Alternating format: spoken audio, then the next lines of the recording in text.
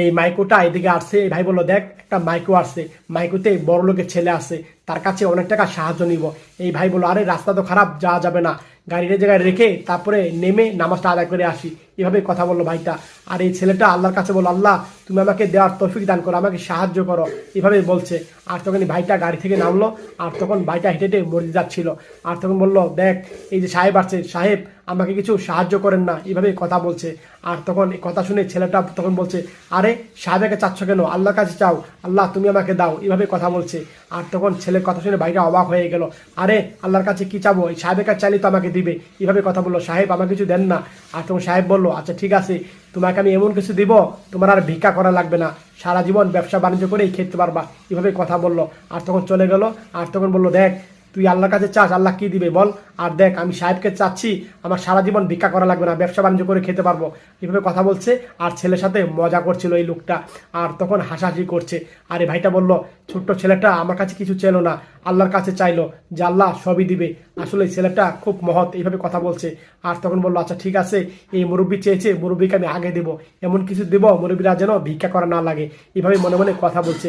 আর তখন ভাইটা গাড়িতে উঠলো, আর গাড়িতে উঠে তখন ভাইটা এই বাটি নিল, আর তখন 4টা স্বর্ণের বার তখন নিল। আর তখন এই বাটিটা খুললো, আর তখন রসমেলার মধ্যে এই পয়সাগুলা দিয়ে দিল, আর তখন মিক্সার করে দিল। আর তখন রসমেলাটা মিক্সার করে বাটিটা লাগিয়ে তখন এই ভাইটা তাদের কাছে গেল।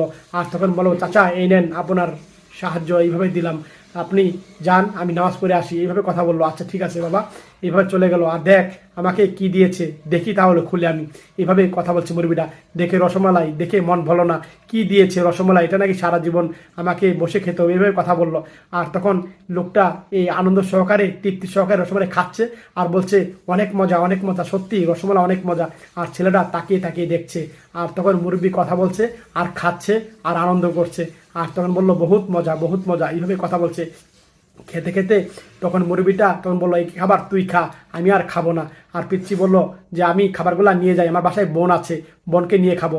আর তখন ছেলেটা নিয়ে গেল, বললো চাচা বললো অনেক মজা, একটু খেয়ে দেখি কত মজা। আর তখন বাটিটা খুলে তখন খেয়ে দেখতে গেল, আর দেখে একটা পয়সা, স্বর্ণের বার।